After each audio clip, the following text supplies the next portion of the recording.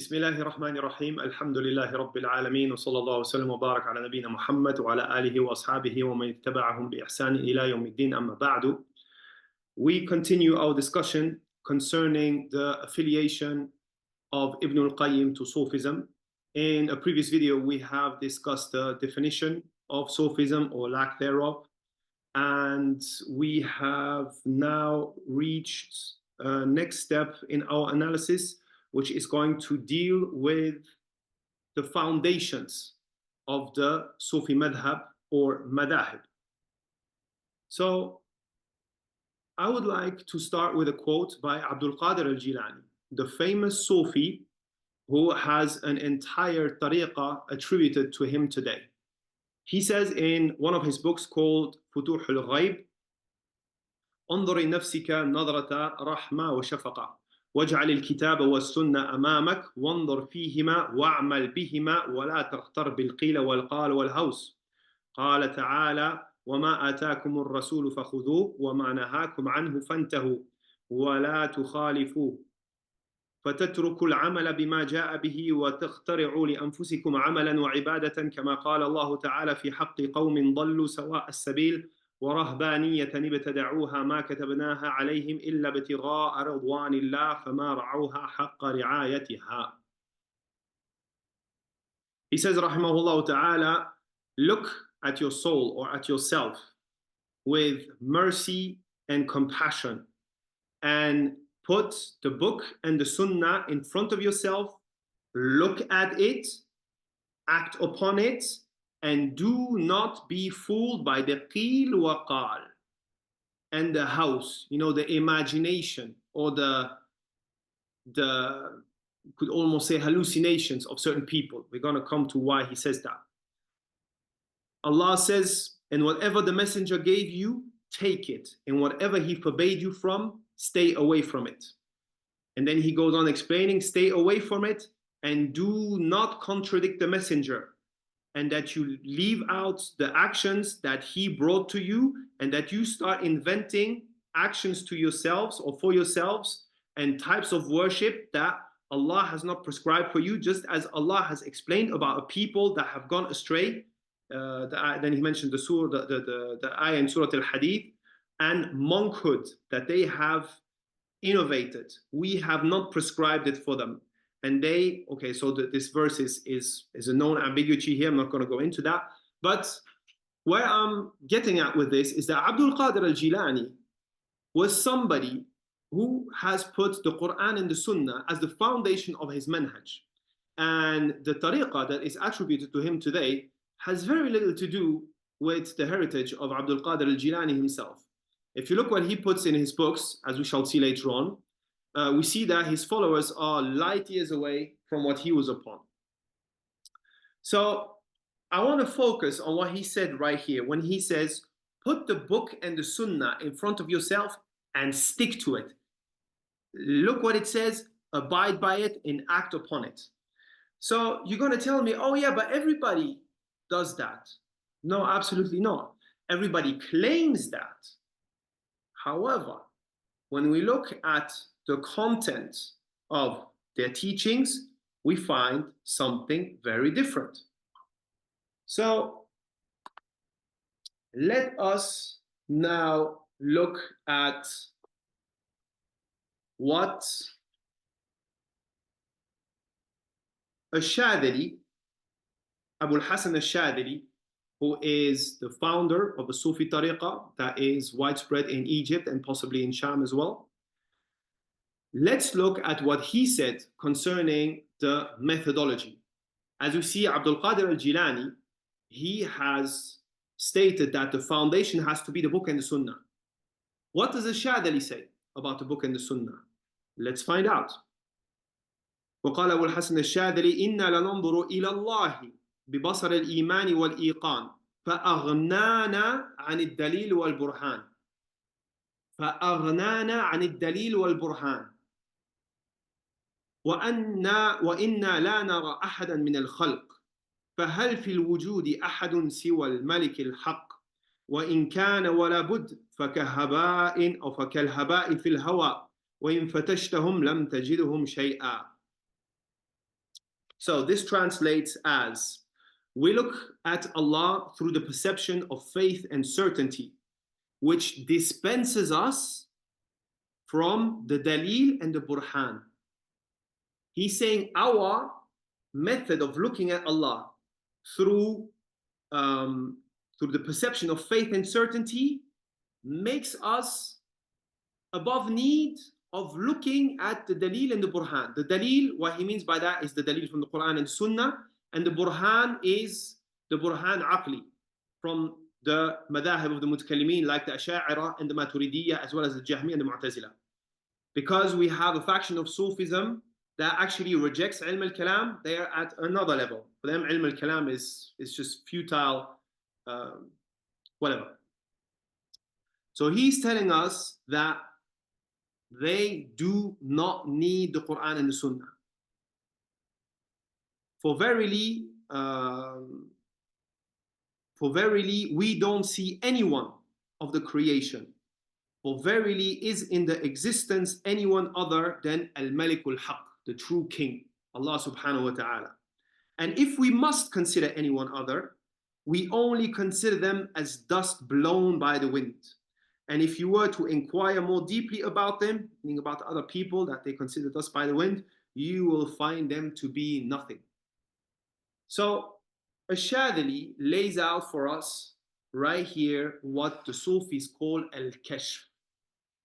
Al-Kashf is their ability through certain exercises, as we shall see later on, to discover, to uncover the truth about Allah. We view the Prophet Muhammad ﷺ as somebody who came to us with a revelation to teach us. They say we are not in need of those teachings. We have practices that enable us to go right to the source of the unseen. So that is a way of tasawwuf. It is al-kashf. Then we have the other way, which is the way of the mutakallimin. And so the Asha'ira and the Maturidiyya like to scream how they are the people of Sunnah and how they are, unlike the Wahhabis, they are the inheritors of the madhab of Abu al-Hasan al-Ash'ari or Abu Mansur al-Maturidi, and they are the people of Sunnah, like al-Safarini said, and like Fulan and Alan said, everybody just beating their own drum.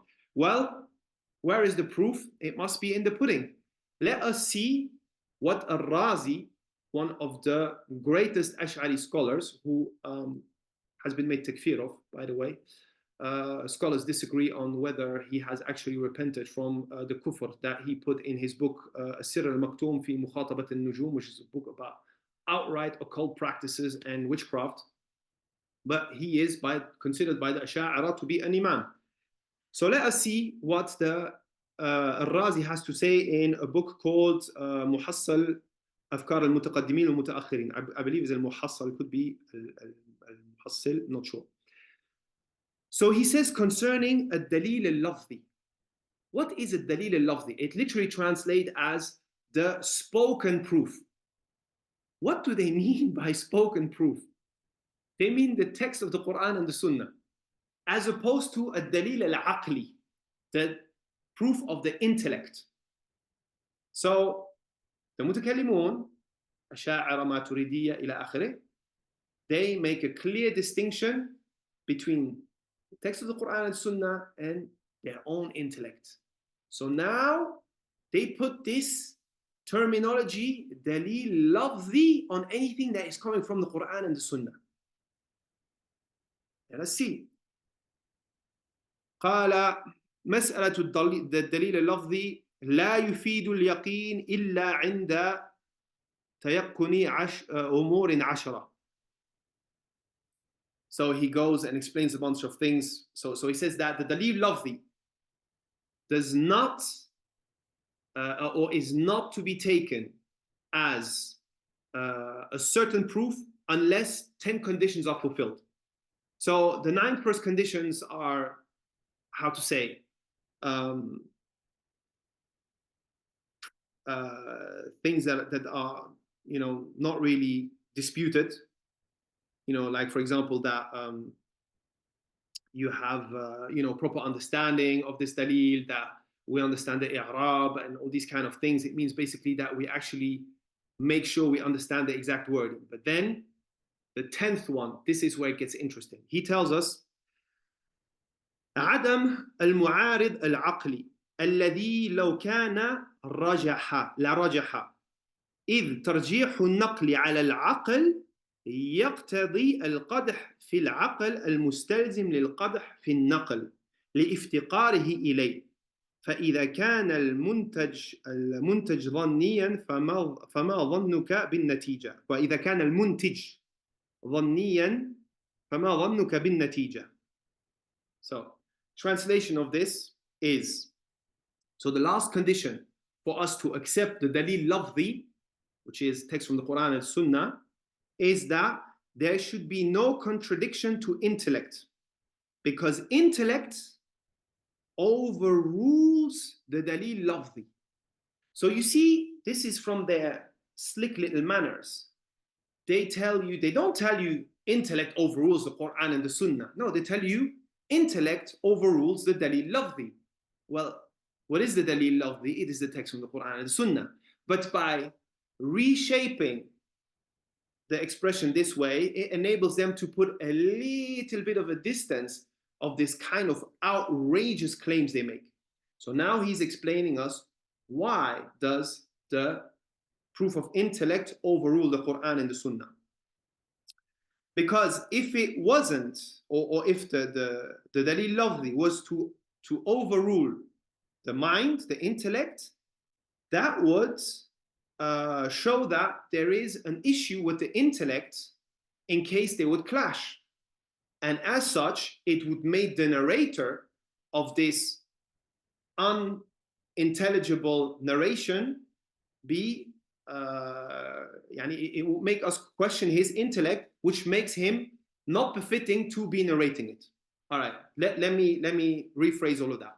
So they're telling you, you have your intellect here. This narration you brought it by your intellect. You had to hear it, process it with your mind, store it in your memory, and then reproduce it. Now, if you reproduce something which is contradicting intellect, that shows that there is an issue with your intellect. And if there is an issue with your intellect, that means that you're not befitting to be narrating this dalil lafzi, as they call it, text from the Quran and the Sunnah. So this is how far these people are prepared to go in order to reject the clear meanings of the Quran and the Sunnah. Why? Because supposedly it contradicts intellect. Now, intellect is by definition subjective. Intellect varies very vastly from one person to another, from one culture to another, from one field of specialization to another. And intellect is absolutely limited to a very minute realm of things that it's able to grasp from its environment. How many things can we observe with our own senses, but our intellect isn't able to grasp? Simple example from that is how our mind works. That very thing we're not able to grasp.